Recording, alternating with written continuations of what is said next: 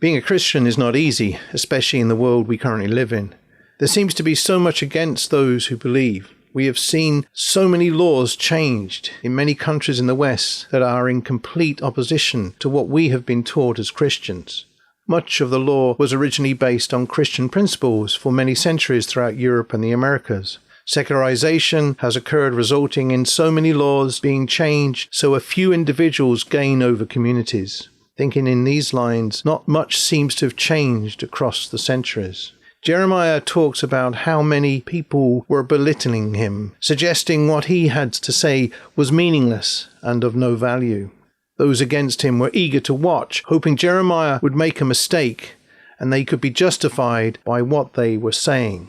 In our world, those who are built up to be superstars, popular ministers, heroes of the states one day, quickly become cannon fodder for the gutter press and paparazzi. They have their lives ripped apart, sometimes to the point where this world seems unbearable with nowhere to escape, forcing the fallen individual to consider the unthinkable to end their pain. Jeremiah does not allow himself to be baited this way, as he has faith, knowing a mighty hero is at his side, none other than God himself, who sees into the hearts of everyone, knows what drives them to do what they do and be who they are. Jeremiah is reassured those souls who need to be delivered from evil will be. In our world, we are reminded every day of the war between Russia and Ukraine, where we are constantly being put under fear that it will escalate and affect us all. Prior to World War II, there was a period known as the Phony War, where the conflict had not started, but tensions were brewing. Yet, over the past 84 years, there have been many conflicts and threats. The war in Korea that split the country, the Cuban crisis, the Vietnam War, the Cold War, the war on terror, and many more. The population of the world has increased from just over 2 billion in 1939 to 8 billion in 2023.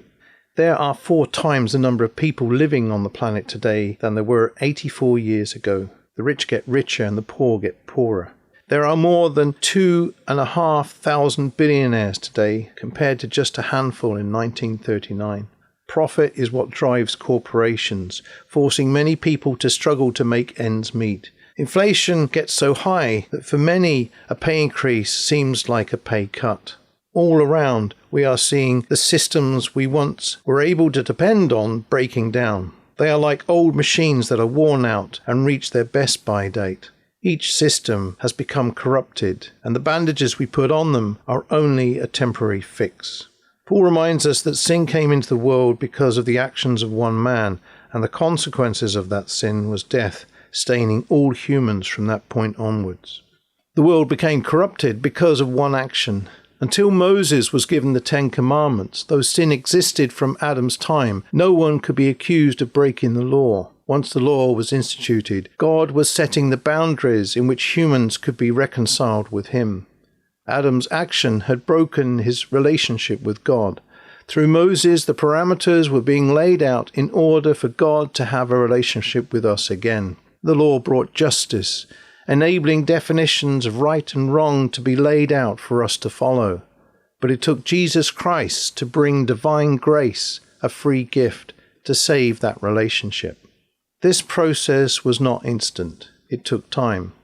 Jesus had to prepare his disciples, instructing them to follow his ways. Like them, Jesus asks us if we accept his ways, and if we do, then to pronounce his ways to others without fear, in the same way Jeremiah did.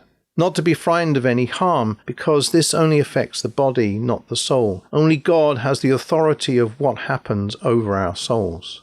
We are all challenged by this. We know that Peter, fearing his life when Jesus was taken, disowned him 3 times before the cockerel crowed, and he was remorseful. Yet in the end, Peter was prepared to die so he could be in the presence of God in heaven.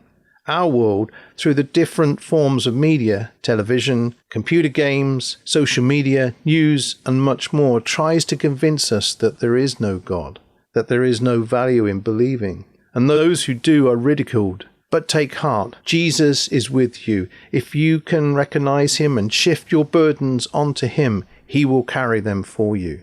He wants you to be in His presence, and we should not fear anything that tries to dissuade us otherwise. The joy this brings we should share with others at every opportunity. By doing so, Jesus will be happy to declare to His Father in heaven that He is with us forever.